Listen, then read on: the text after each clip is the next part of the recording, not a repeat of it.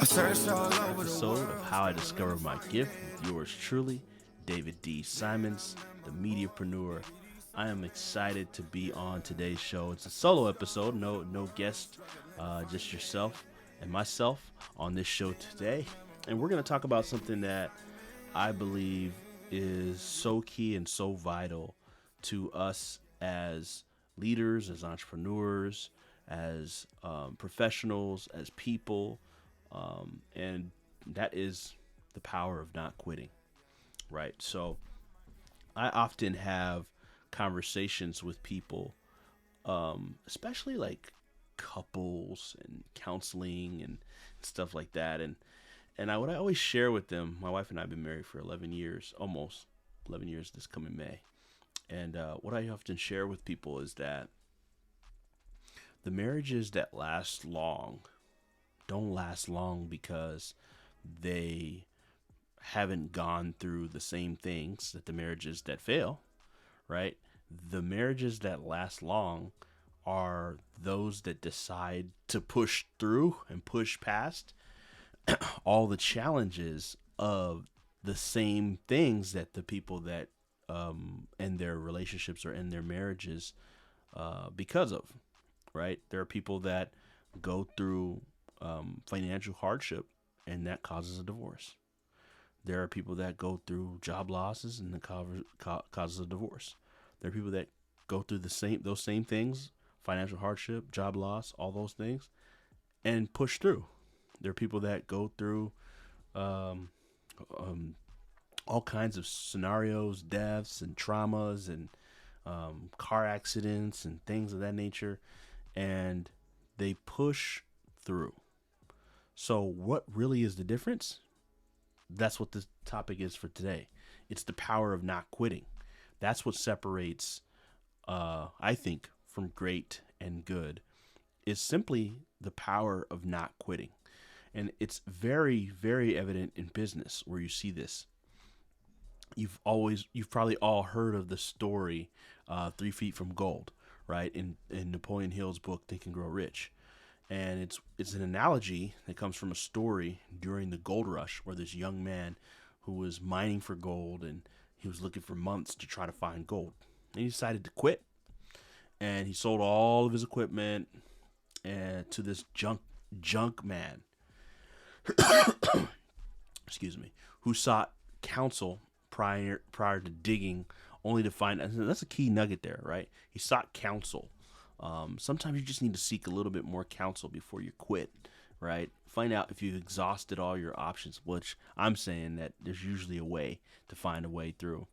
And so he sought counsel before he started digging and found out that there could be gold 3 feet from where the previous miner stopped. And he was right. That first miner was literally 3 feet from gold and striking before he quit. How many of us are operating 3 feet from gold in a relationship? 3 feet from gold in a business that doesn't seem to be working right now. Maybe you might have to make some pivots and some adjustments, or 3 feet from gold in a product idea, 3 feet from gold on an invention that you're developing. 3 feet from gold from a breakthrough that you've been waiting for in your health and your marriage, whatever it is. How many of us quit too soon? So my goal on this episode is just to encourage you and inspire you with examples of people that didn't quit, including my own, and encourage you to employ the power of not quitting. I will say as a caveat, there are times where certain things need to quit. You need to quit certain things, and I believe that God can guide one where they need to quit, something that they just generally need to quit. And it doesn't mean you quit sometimes on the thing. It's just you're quitting that approach and you're trying a new one. Like, that brings me to inventors like Albert Einstein, one of the greatest thinkers of our time. And, he didn't speak until He was about 4 years old, which is crazy. He failed his entrance exam to the Swiss Federal Polytechnic School. Um, he also um, felt like giving up because um, his father died, right? And he considered his son to be a failure. Um, Even after that, graduating college, he worked as an insurance salesman and then quit at that and failed at that as well. And he became one of the greatest scientists of all time. How's that possible? Well, he just didn't quit. That's it. Another great example, actually, one of my favorite actresses, if I had to, I must say, Taraji P. Henderson. She was rejected from Duke Ellington School of Arts in D.C. So her dreams were crushed to become this amazing actress, but she was motivated to continue in her passion. She graduated from college, moved to L.A. as a single mother to turn her dream into reality. So she landed a role in the movie you may recognize or may remember, John Singleton's Baby Boy. And she, after despite audition after audition, she had that little role there. 3 years later is when she earned another film role.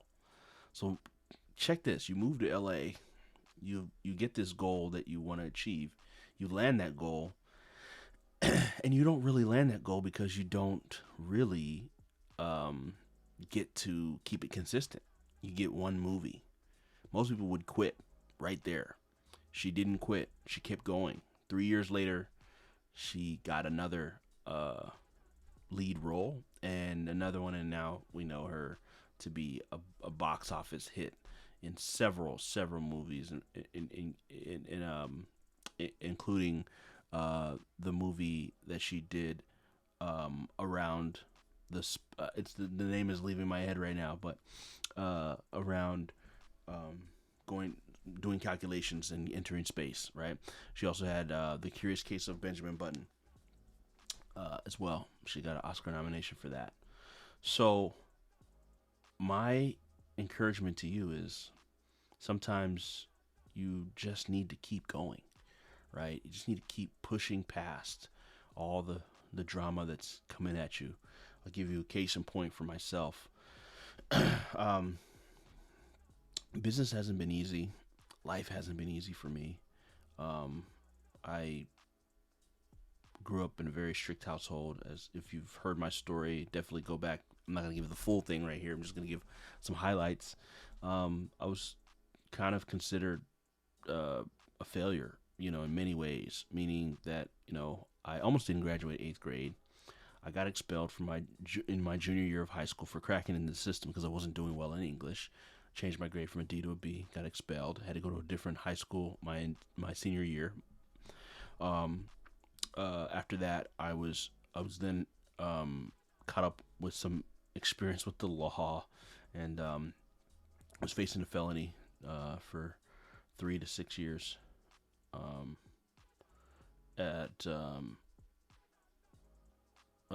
Yeah, I'm just reminiscing right here. 3 to 6 years, felony for passing a check. Could have stopped there. Could have quit there. Miraculously got into college. Changed my major from engineering to digital media.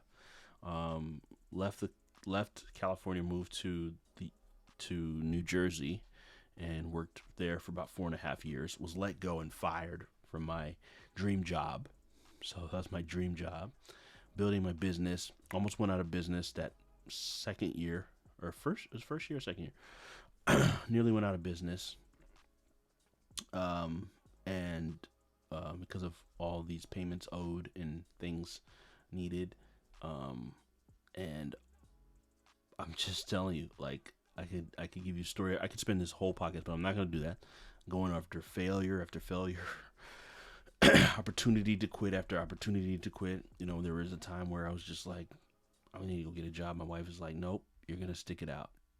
This is your dream. Thank God for my wife. Thank God for supportive people in your life, right? But my point to you is, in saying all this is, and I'm fast forward, right? Let me fast forward to today, right?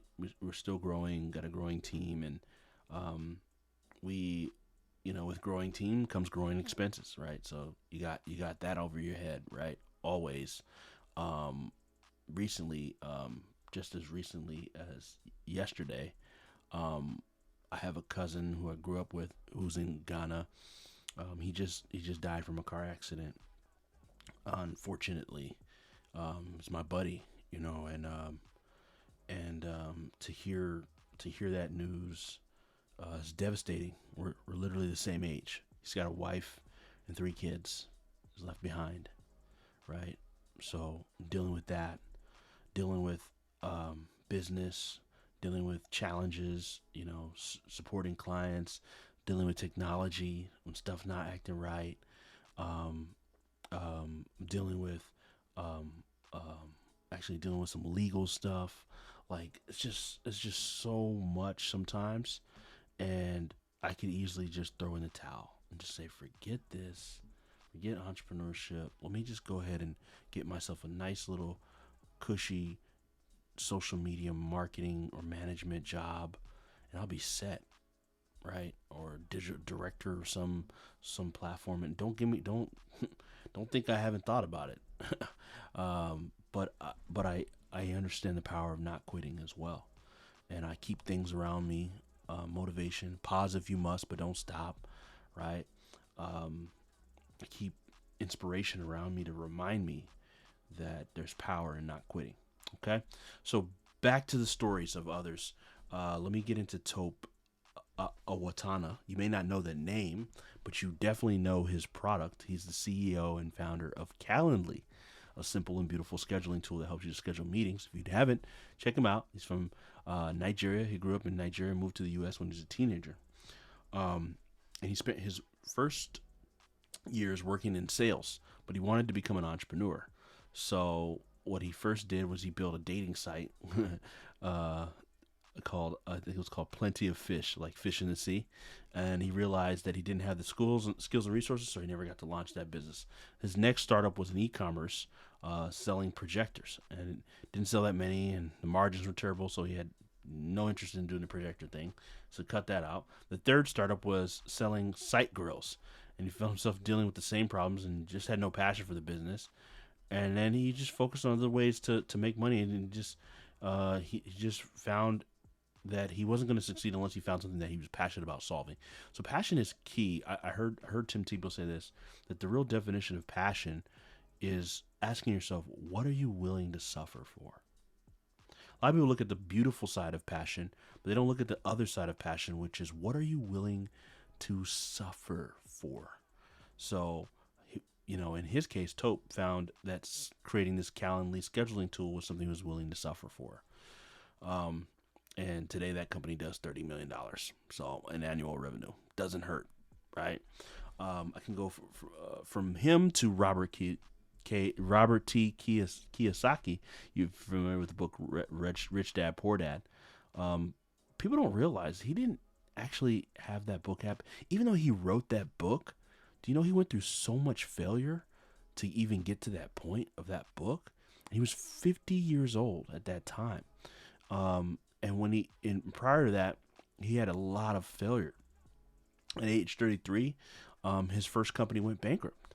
His next company 3 years later also went bankrupt, but he never gave up. He just kept trying until he succeeded.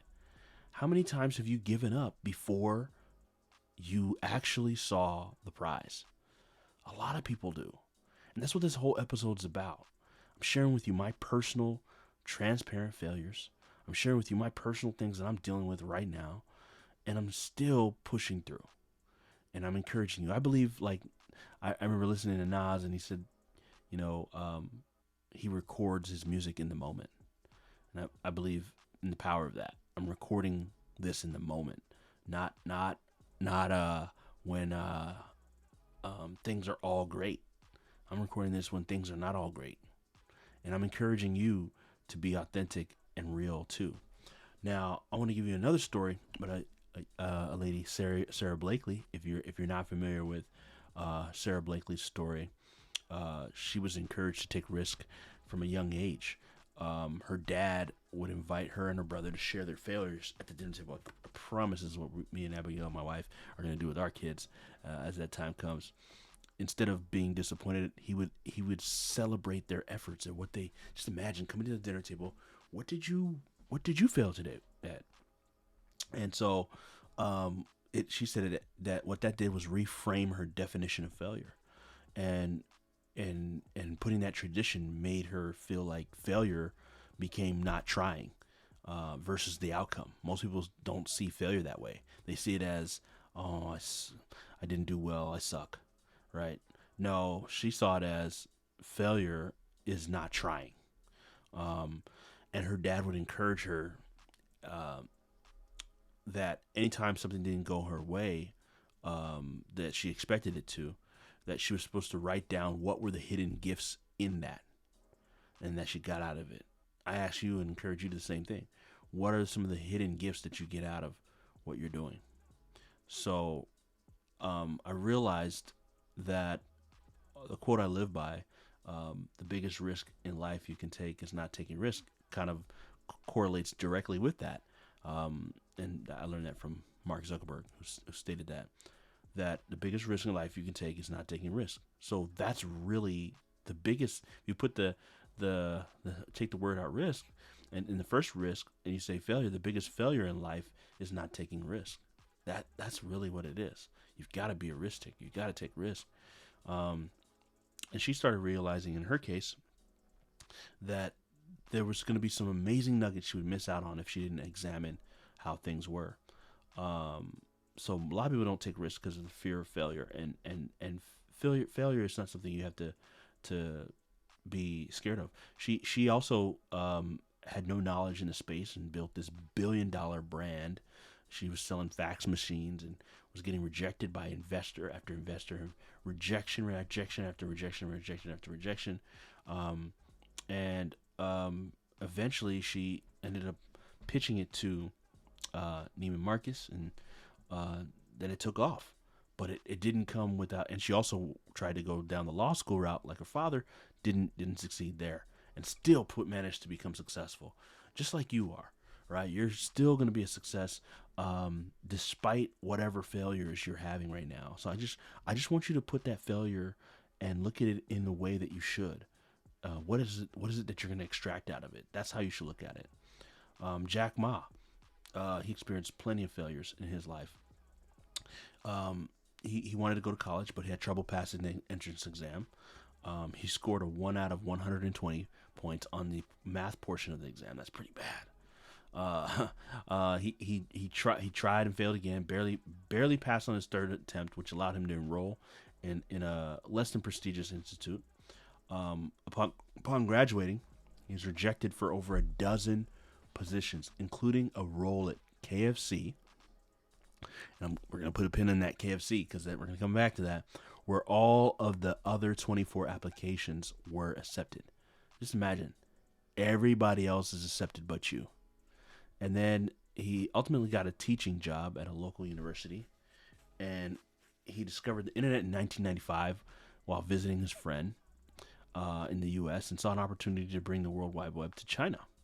And he's somebody who barely made it to college, failed at everything he had done, and his only real job was an English teacher and translator. And he knew nothing about computers or email or internet. Yet his first reaction upon seeing the internet and saw was like, hey, I can add value to this. And he built Alibaba from scratch. If you don't know what Alibaba, go look it up. one of the multi-billion-dollar company, all kinds of products all over the world. A lot of people use Alibaba. He's one of the richest men in the world, and he could have quit easily, many times, but he didn't. And that brings me to our last story for today, which is the great Colonel Sanders. If you're familiar or you haven't heard, Colonel Sanders' story is just the ultimate example of the power of not quitting. He was born in 1890. When he was 6 years old, his father passed away, leaving him leaving Sanders to cook and care for his siblings. So watch that. Put a pin in that because this is where the gift part comes in, right? His gift actually came in a really tough season by his father passing away, and now he's cooking and caring for his siblings. So his gift was unlocked in that experience, believe it or not. Of course, things don't always turn out initially. Even if you know your gift, doesn't mean you know how to turn it into something right away. So in 7th grade, he dropped out of school, left home to go work as a farmhand. And then from there at 16, he faked his age to enlist in the U.S. Army. And after being honorably discharged a year later, he got hired by the railway as a laborer. He got fired for fighting with a coworker. Then while he worked for the railway, he studied law until he ruined his legal career by getting into another fight. So you can see, brother had some issues, right? Sanders was forced to move back in with his mom and get a job selling life insurance. Guess what? He got fired for insubordination. He had that entrepreneur mindset. He couldn't be managed. I think that's what it was. But he never gave up. So in 1920, he founded a ferry boat company. He tried cashing in on the ferry boat business to create a lamp manufacturing company, only to find out that another company already sold a better version of his lamp. He just couldn't catch a break. And it wasn't until 40 that he began selling chicken dishes. We didn't even get into other aspects of his life, his relationship and some of the things that were happening there, and divorce and all kinds of stuff that was like, this is just one side, one track of what he's gone through.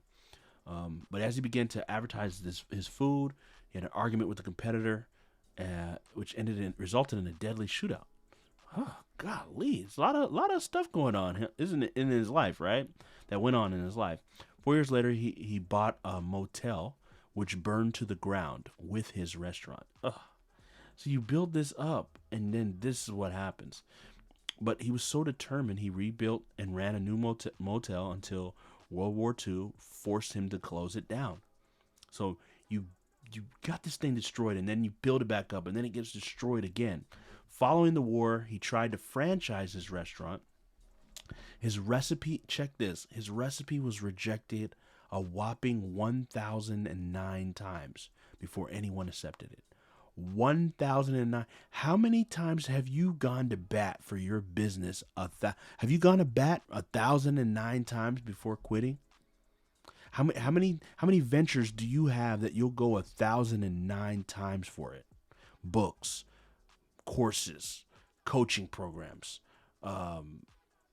businesses, ventures, ideas, looking for venture capital. So then, finally, his secret recipe, which is coined Kentucky Fried Chicken, became a hit. And the booming restaurant was crippled. Now, check it out. It became a hit. And then the interstate opened nearby, so Sanders sold it and pursued his dream of spreading KFC franchises and hiring KFC workers. After years of failures and misfortunes, Sanders finally hit it big. And guess where he was at in age? He was right around 77 at this time. KFC expounded internationally, and he sold the company for $2 million, and it'd be about $15.3 million today. Even today, Sanders remains central in the branding, and his face is still in the logo, his goatee, all that stuff, right? At age 90, he passed away from pneumonia. And at that time, there were 6,000 KFC locations in 48 countries. Now, today, I mean, it's over 20,000 in over 118 countries. So I just want you to know that if you're feeling overwhelmed by rejection or discouragement or setbacks, or remember the story of Colonel Sanders. Remember the story of Jack Ma. Remember the story of Sarah Blakely and Robert T. Kiyosaki and Tope Awatana from Callie and Taraj P. Henderson and Albert Einstein and myself. And remember that there's power in not quitting. Remember the power of not quitting and apply it to your life. Thank you for listening. I'll catch you on the next episode.